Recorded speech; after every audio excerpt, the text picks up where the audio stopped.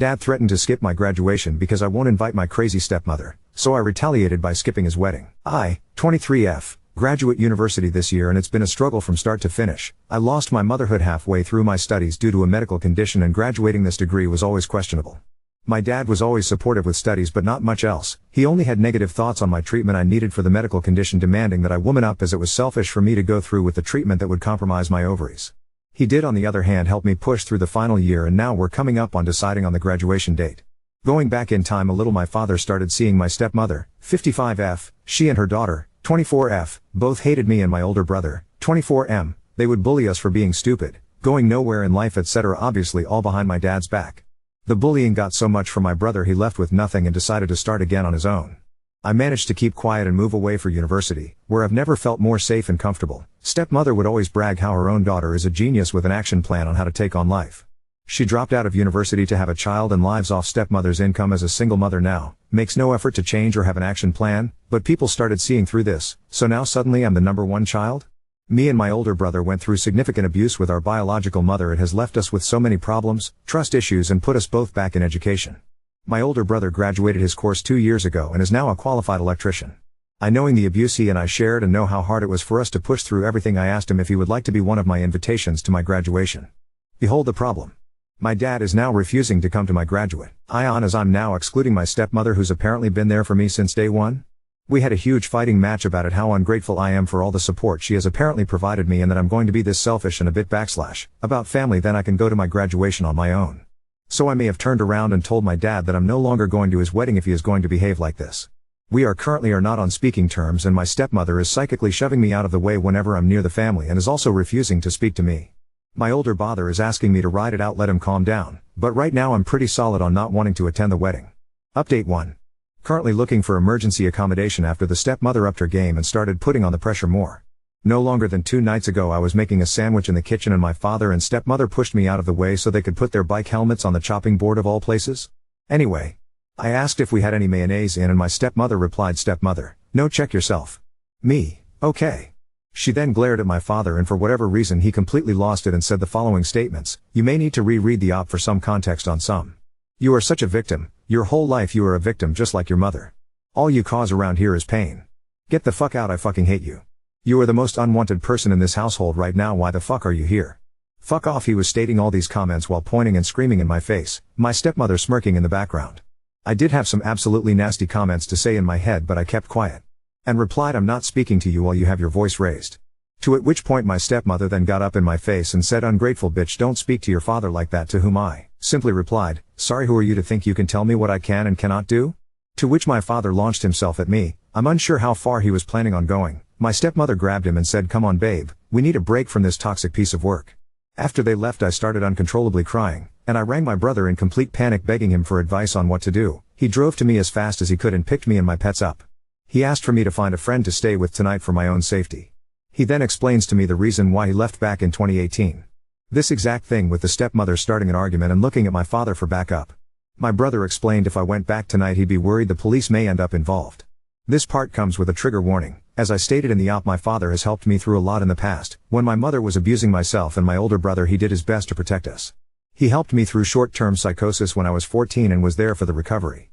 Last night I felt like my safety net, the only parent I had left. The man I looked up to was no longer there. I unfortunately got so emotionally distraught from everything that's happened since this upcoming of the wedding. I did go outside with a note and had intentions of no return. I will not go into details. I will say I'm extremely lucky a police officer spotted something off about me and came to my aid before it was too late. Before this happened I walked out of the house and to the end of my street. I was scared and in complete tears, to which then I spot my stepmother and father walking up the street coming towards the house. My father sees me and looks away in disgust and my stepmother grabs her grandchild and screams across the street, "I love my family," then looks me dead in the eyes and smiles. This was the final hit for me and why I'm so grateful there was an observant police officer to save my life. So as of right now I do have an appointment to seek help on what happened above and me getting to that point. I'm utterly devastated and heartbroken that I'm having to walk away from the one last thing I felt safety in. It's extremely hard and I will admit I am the biggest mess I've ever seen myself. While waiting for emergency accommodation I've confided into my room. I'm scared to make a noise. I'm sneaking around to use the bathroom and kitchen as I do not want another argument to spout out. Yes, obviously the wedding is a write-off for me. I did never think a wedding would cause this much pain. Thank you all for your kind comments on the previous post. I'm sorry for such an awful update. Here's hoping that things will get better. Oop, this is the really stupid part on my behalf. Only reason I moved back in with my father is he offered to let me live rent-free while I was saving for a house. My rent was ridiculously expensive. I'm still working alongside my studies. It's just finding a place that will accept my pets, and I had such short notice.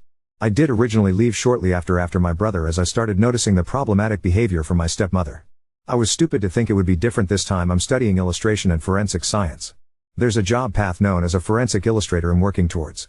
Update 2. I didn't go to any of the dress fittings or events leading up to the wedding. I spent most of my time searching for future plans and a way to stabilize my life, because this has been an absolute roller coaster I didn't need. We get to one day 24 hours before the wedding and my dad on his own knocks on my door. I'm really sorry about everything that's happened with the wedding and the pain it may have caused you, but I can't miss having my only daughter at my wedding. My childhood taught me not to hold grudges with people. It taught me to lower your expectations of people to avoid being hurt. Not entirely sure if that's a healthy outlook on life, but it has saved me a few times. I explained to my dad about the previous comments that he was made towards me, the medical comments all the way up to the fuck off comments from my first post. He holds out the most unflattering dress I've ever seen and continues, "Your stepmother chose this for you. I know she's not considered your body shape or anything with this dress, but it's all we have. I can see some of the malicious things she's done towards you and your older brother." To explain to you the dress, I'm a size UK 8, 5 feet 3 inches with an hourglass figure. The dress on me made me look like a rectangle. It was restraining on the butt area and I had to hold up the top half of the dress constantly. The dress was a cappuccino color and dragged across the floor, and I kept tripping up in it just trying to show my dad how it looked on. My dad was mortified with my stepmother's choice and said, "Let's give it a touch." By that I think he meant adding my goth aesthetic to the dress. I was able to lift myself up with chunky Doc Martens and not the 3-pound heels she had found for me at a charity shop, which were the wrong size, and she knows I've never worn heels in my life. I explained to my dad I'm still firm that I'm not going due to the wholly original reason this wedding turned into a hateful mess. He then explained to me that he was hurt that I was making sure I was excluding my stepmother from my graduation. Hold on, what the actual fuck? I never even thought by asking my brother to come that brings out that I was being malicious. I explained to my dad the reasoning of wanting my brother there, and it wasn't some backhanded way of telling my stepmother she can't come. I tell my dad, where the hell did he get this assumption? Yeah, you guys probably guessed it. The bride-to-be herself. This all happened 24 hours before the wedding. At this point, me and my dad have now hashed out an agreement that I'll go to the wedding but can have if I felt uncomfortable at any time.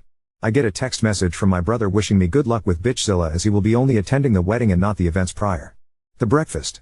Me, my dad, bride-to-be, stepsister and her daughter, F5, we will call the daughter Lily for less confusion. Bride-to-be had a photographer taking pictures of us eating breakfast? Not sure if that's something I'd agree with. I don't want people having a photo of me seagull swallowing eggs. The breakfast was mostly silent, besides my dad kept nudging me making sure I was okay. Meanwhile, Lily started having a meltdown, angry that she wasn't the center of the attention, and start throwing forks at the bride. I decided to get up and walk outside, as this was just anxiety-inducing. My dad thanked me for staying with us and we continued with the day. The hair was an absolute nightmare and embarrassing. Bride was refusing to speak to me whatsoever, to the point she asked me to have my hair done in the separate area of the salon while stepsister and Lily got to stay with her. I didn't know if there was a code for the dresses or whatnot. I was so confused. When asked by the stylist, I asked, "I don't know." "You're going to have to ask the bride to what I'm meant to have done." She goes off and returns with stepsister. Stepsister looks at me and says, "Just do some curls, we don't care, to be honest."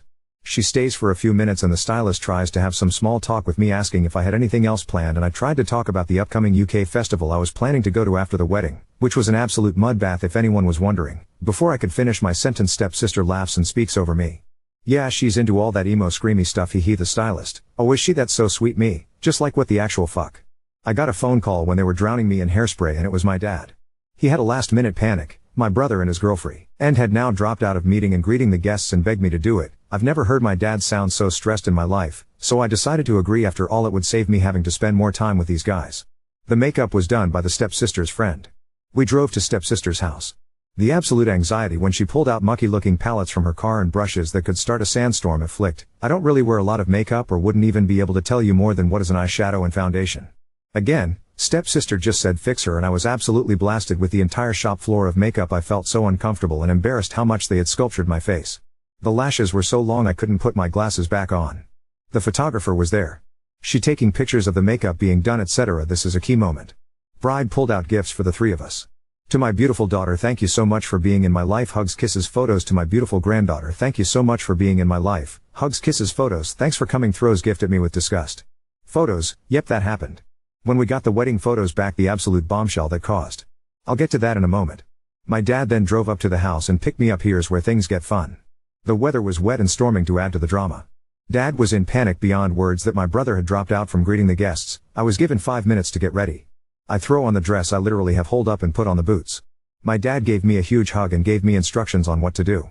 Please keep in mind I'm the most introverted person these people know, so this was a big ask. I arrive at the venue, and started greeting people. Everyone was stunned to see me.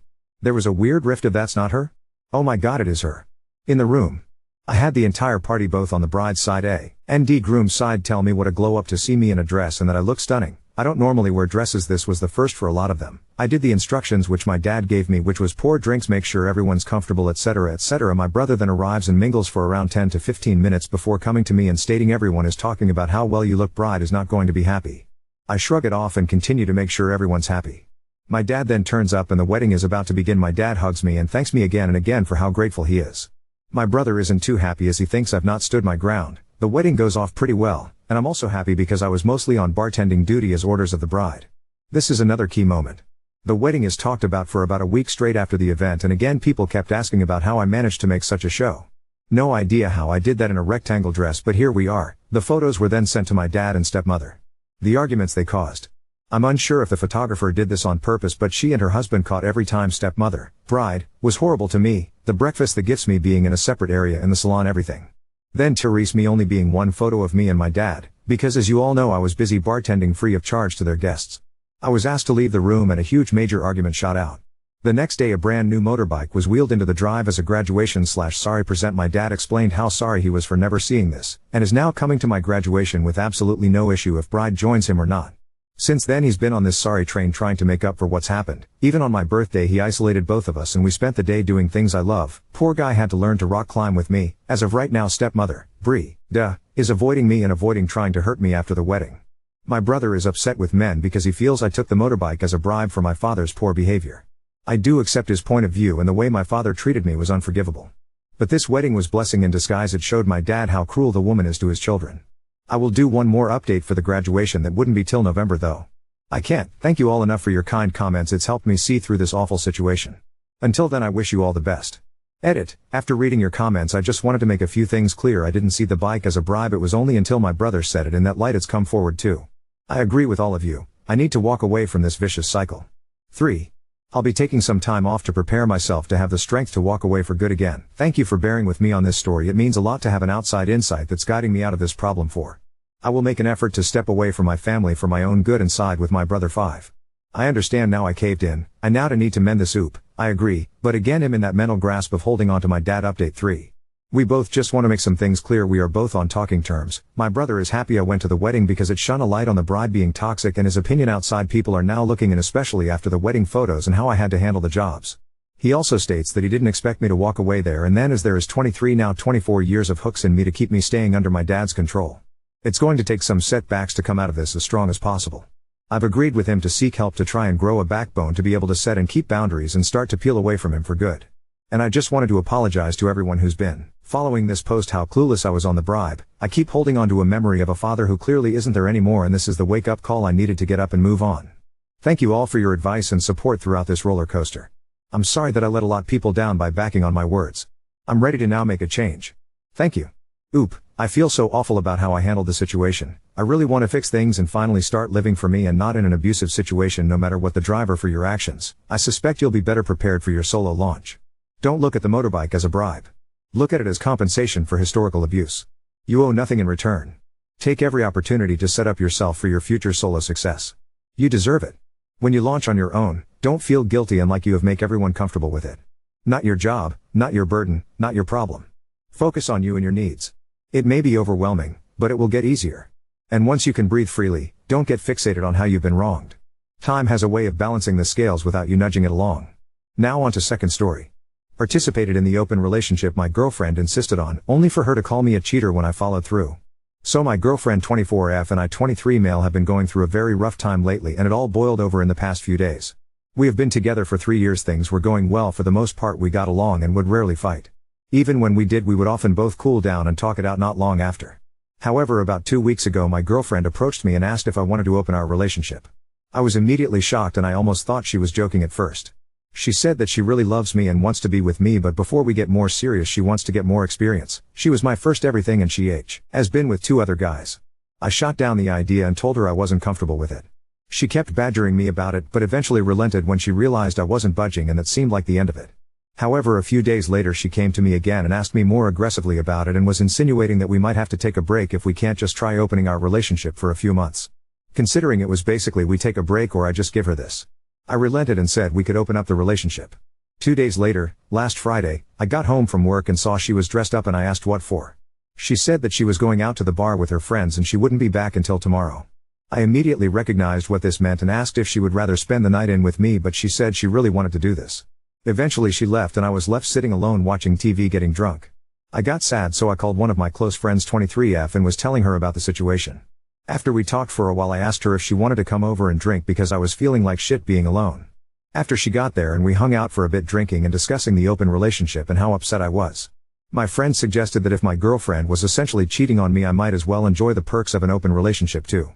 I'm sure you could see what happened there and I won't get into details, but it made me feel a lot better. Flash forward to the next morning and I wake up to my girlfriend freaking out asking me what the hell my friend and I were doing in our bed. I told her what happened and she got mad. She told me that she didn't even do anything last night and ended up crashing at her friend's house. She now wants to close our relationship back off and make me prove my loyalty for cheating on her. We never discussed any rules or anything like that, so I really don't see how I did anything wrong. So am I the asshole for participating in the open relationship that my girlfriend suggested? This relationship isn't equal. Just break it off. She had big expectations of her ability to pull men and wanted to get it out of her system. You didn't have to even try. So she's angry. NTA, but don't pretend this is salvageable. I don't have an issue with open relationships, but this isn't how they form and work. Update 1.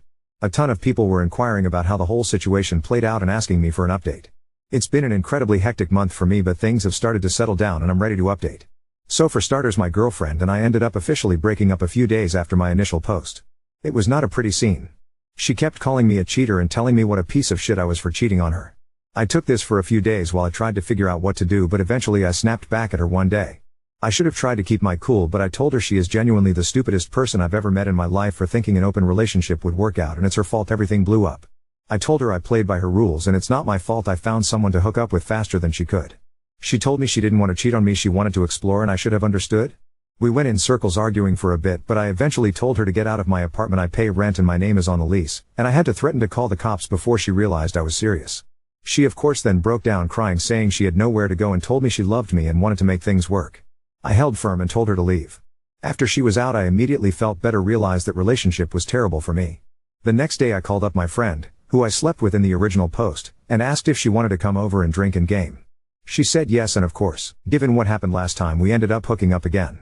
My ex ended up coming by the next day to pick up the rest of her stuff, and boy, let me tell you, she was not happy to see my friend. She didn't start anything, but I could tell by the way she was acting she was seething. My friend and I ended up talking more and more after that until I eventually officially asked her out and she said yes. We have been together for the past month, and to say this is a healthier, better relationship would be an understatement. I have been friends with her for a long time and I think we've both always sort of had a thing for each other but never really acted on it until we were basically handed that perfect opportunity by my ex. We have a lot more in common and we are a lot better at communicating with each other, and so far this whole relationship has been amazing.